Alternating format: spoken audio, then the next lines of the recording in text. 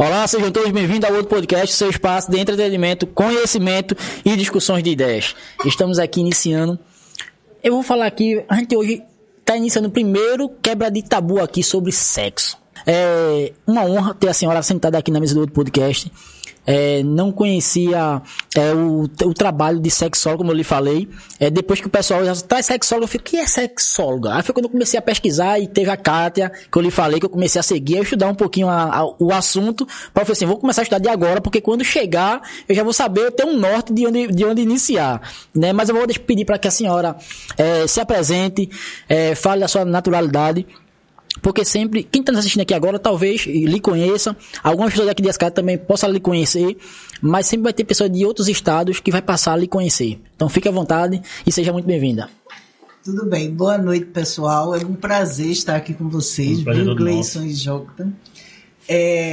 Eu sou Edivânia Paulino, moro na cidade de Ribeirão, me tornei sexóloga desde 2008, sou formada, fiz pedagogia na FAESC, e a minha graduação eu fiz na UERJ, no Rio de Janeiro.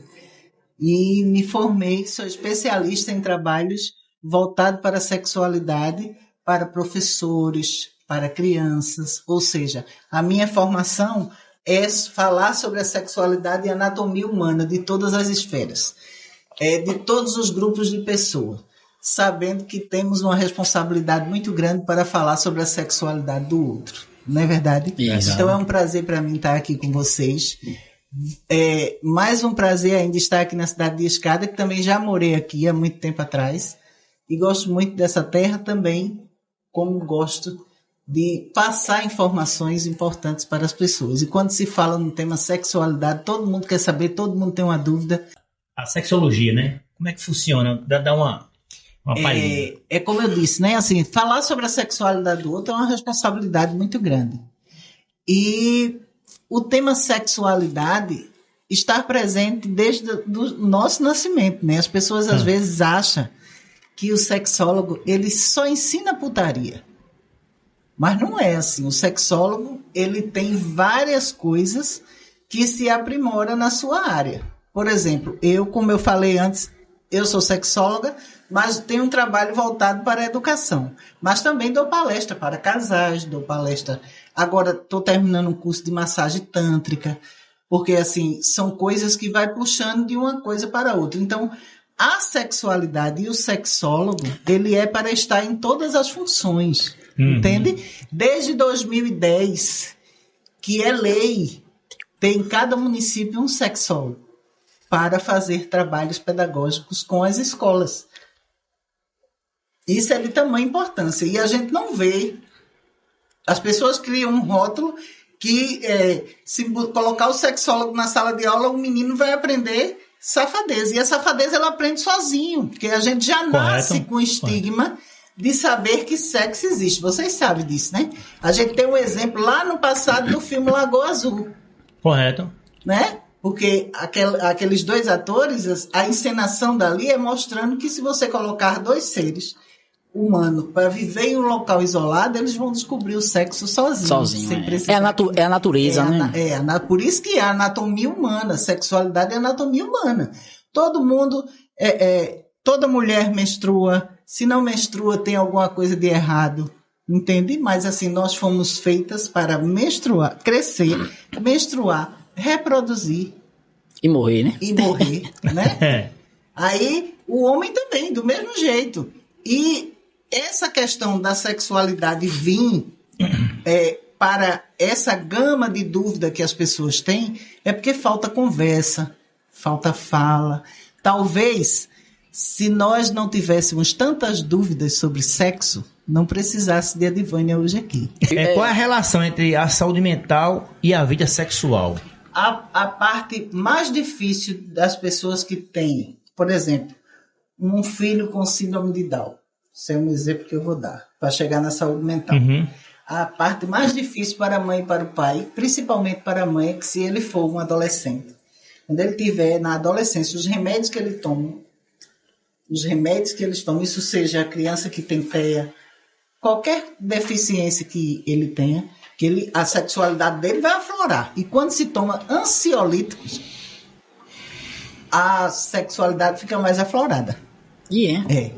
Então, as crianças que têm problemas de coordenação motora, que têm problemas de síndrome de Down, essas crianças, elas precisam ser orientadas, acompanhadas pelo médico, e mãe tem que ensinar ele a se masturbar, sabia? Sabia disso não, essa eu não sabia não. Bem atenção aí vocês que são mães. Às vezes ele vai querer pegar na bunda da mãe, no peitão, porque ele não tem controle, não tem um controle. Não tem um controle, então ele acha que é mulher, então ele tem a vontade. Veja que o sexo não precisa ensinar a ninguém. É natural. O ser humano aprende sozinho. E de 18 anos casada, o marido tem 68 anos. Fala o nome não, só responde aí. Liga o microfone. Não, é só afirmação mesmo, já falar que ela... Eu sou casada... Não, esse copo aqui já tá... Sou casada há 18 anos, tenho 39, meu esposo tem 68. Mas ele tem um fogo tão grande. Em 2019 teve uma filha. 2019 teve uma filha, tem 6 anos.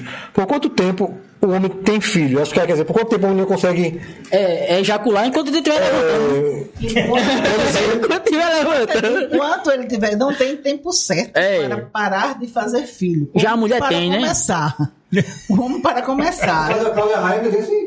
Eu tenho um sobrinho de 16 anos que domingo foi o chá revelação.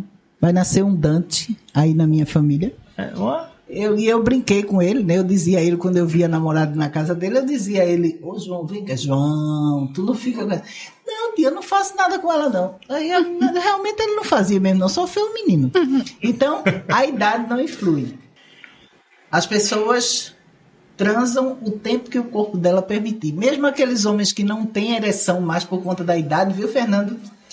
Eles conseguem ter prazer. Não precisa ter a ereção, sabia? Sabia não. Ele ejacula mesmo sem ter a ereção. Então, essa eu sabia não. Nunca aconteceu agora, comigo colocar o esperma dentro de uma seringa e colocar numa geladeira e dizer que engravidou do marido da pessoa, aí é crime. Aqui em Escada tem um episódio assim. Tem? Rapaz. Pode falar o nome? Aí o outro podcast vai ser processado. A pergunta do Escada, né? É que é normal gostar de um beijo grego. Não sei se eu já respondi, mas ele perguntou: é normal gostar de um beijo grego? Ele disse: com a língua permite, com o dedo não.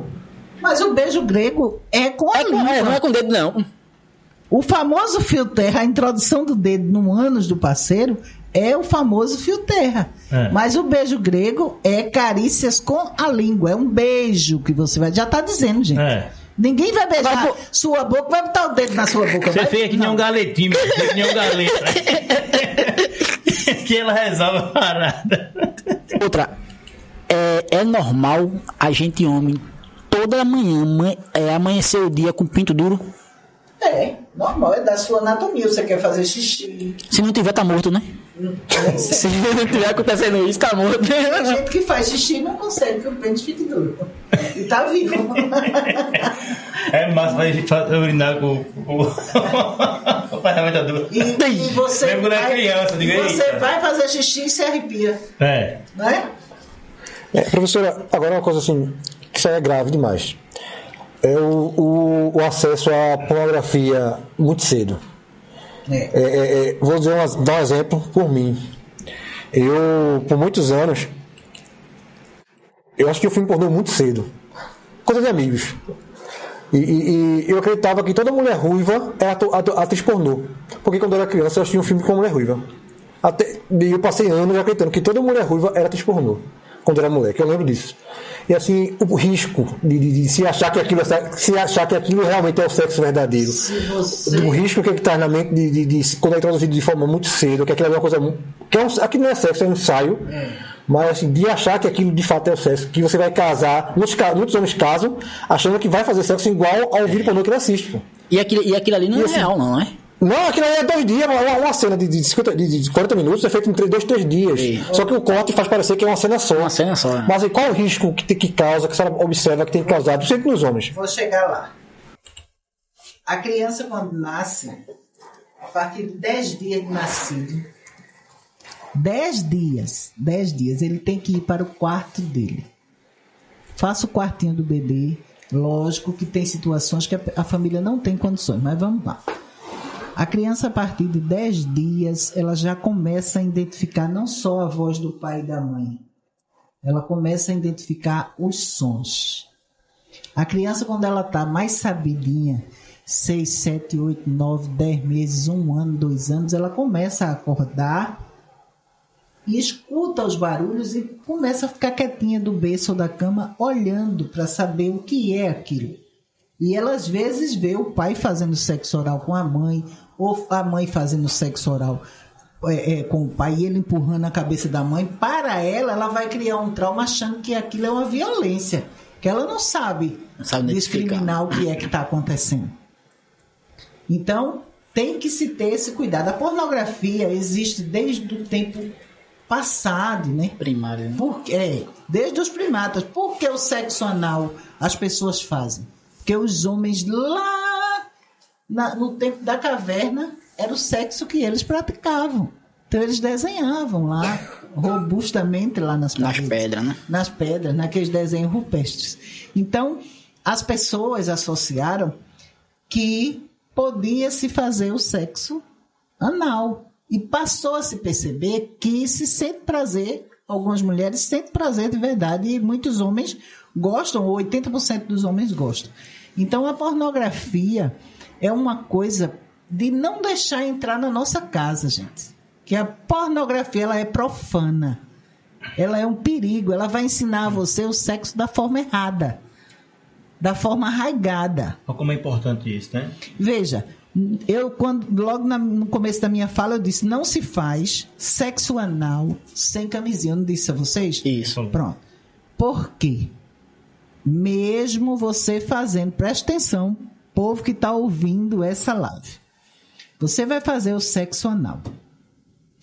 Você depois não usou camisinha.